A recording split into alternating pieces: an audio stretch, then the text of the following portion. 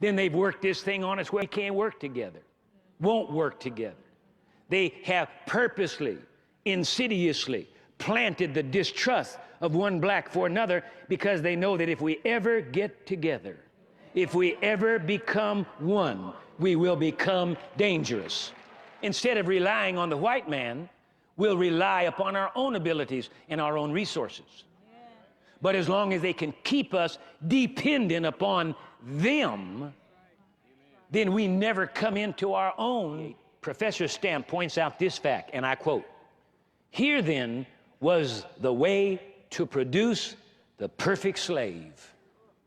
Accustom him to rigid discipline, demand from him unconditional submission, impress upon him his innate inferiority, develop in him a paralyzing fear of white men, train him to adopt the master's code of good behavior, and instill in him a sense of complete dependence."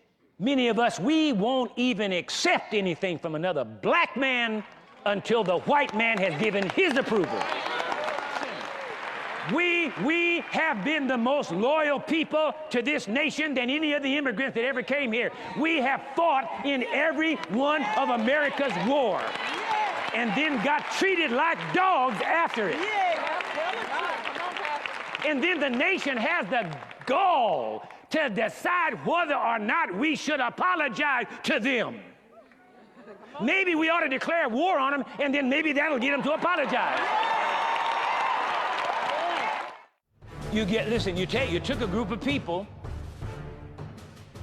brought them from their own native land, stripped them of their character, stripped them of their heritage, even stripped them of their family ties, purposely so that they couldn't get into agreement with each other. Took the father, grabbed him and sent him north, as it were. Took the wife, sent her south. Took the kids, sent them west. Took the other kids, sent them east. Split them up. Christian people did this. So-called Christian. Claimed to be Christian. Couldn't have been Christian. Couldn't have known God. They could not know God and do that. Then you kept them in bondage and from 1619 to 1865. Worked them till they dropped dead. Because there's plenty of more of them in Africa, so just kill these. You don't maintain, you don't keep them healthy, you don't keep them up. Just let them die and then get some more. That's all. Just purchase some more. You got money, go buy some more. And that's what they did. And then some black folk got the nerve to talk about we shouldn't talk about reparations. We should let it go. Poor, simple-minded fool.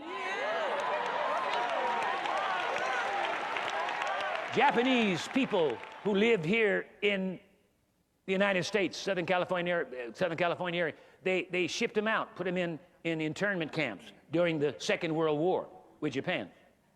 After the war was over, through negotiations, they received every person $20,000 each and a formal apology. And our government, our nation, is wondering whether or not they're deciding whether or not they should apologize for enslaving blacks in America. Now think about this. Now this is what I'm talking about. See, this nation is wrong. I'm sorry. This nation is wrong. Now watch this. Listen, here's why they're wrong. Here's why they're wrong. They won't even apologize to the best citizens that they've ever had. Now listen. It wasn't black Africans from Nigeria that flew over Pearl Harbor on December the 7th and declared war on the United States of America. Approximately 3,000 plus Americans were killed by the Japanese on the day of Pearl Harbor when Japan declared war on the United States of America. And then after that, they gave them $20,000 apiece and apology for declaring war on them. And black people have been the most loyal people to the United States. They have never, ever declared war on the United States. Never.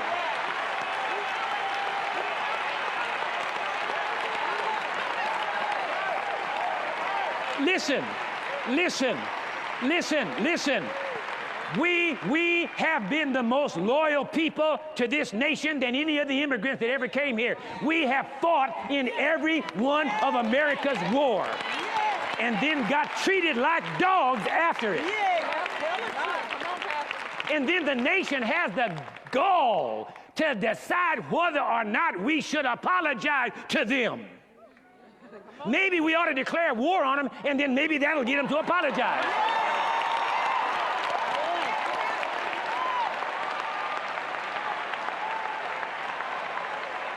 I mean, right is right, doggone it. Right is right. That's just downright criminal. That's just downright criminal. We have fought in every single war. We have been butchered and destroyed and shot up and come back to this country and couldn't even get a job. Just because we were black. And you say you're going to decide whether you apologize? In God we trust. What God?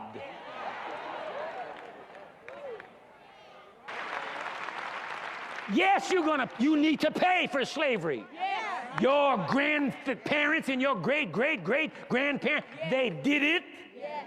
And you ought to pay. Right. Just like you paying for everything else that your great-great-grandparents did. Come on. Yeah. All the contracts and legal paraphernalia that they did with other nations and countries has bound the United States by certain limitations. You have inherited that. How come you don't squawk about that? Yeah. Only about paying for slavery you squawk about. Amen, Pastor. America, your problem is you need to get saved.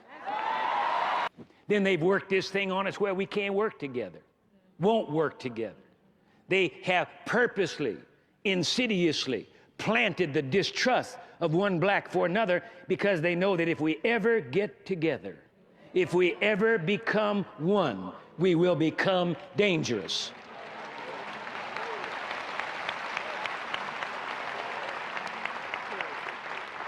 Dangerous in the sense that we will begin to take charge of our own destiny.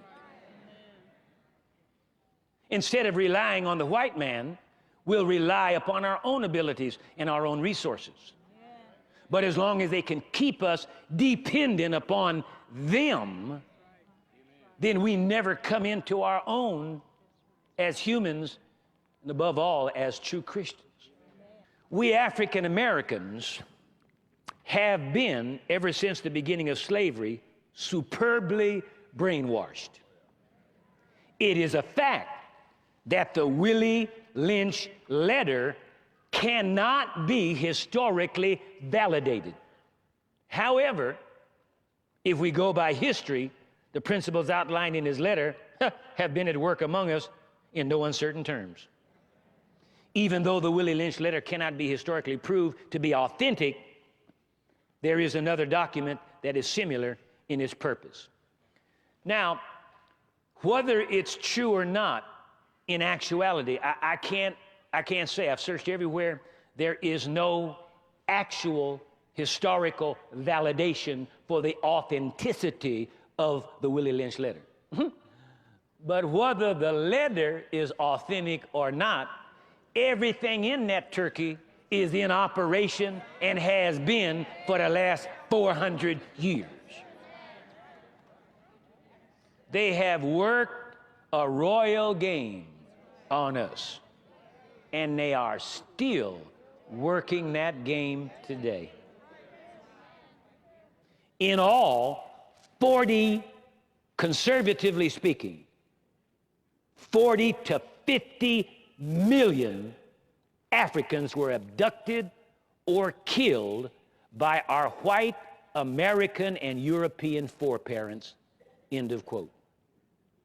We get upset and righteously indignant, and rightly so, when we think about Adolf Hitler and the annihilation of 6 million Jews during World War II.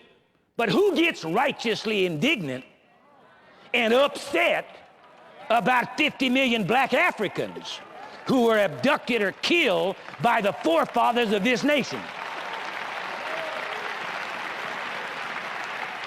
People want to get upset. I start talking about this and people get upset. You don't get upset with the Jews for having the Holocaust Museum. Where be the Holocaust Museum over 50 million black Africans? What about the black Africans? See, that's the reason why so many blacks are ashamed of their ancestry, because we have been very subtly, all through the years, almost 400 years of this, implanted subtly, subliminally in the minds of us. A lot of you don't want to know nothing about Africa. You think that's really a no-no to know anything about Africa, because, see, the media, through the power structure, has always portrayed Africans as somebody running around with a loincloth on, bathing in a river and hanging from a tree, swinging from tree to tree. Oh, Tarzan and the apes. And so we've been ashamed. See? You might as well fess up. Don't sit there looking at me like that. The reason I know this is because I used to be one of them. Until I got liberated, until I got set free.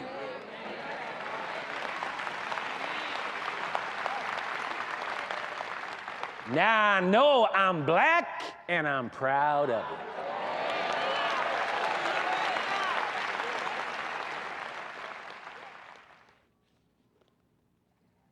On page 148, Professor Stamp points out this fact, and I quote, "Here then was the way to produce the perfect slave.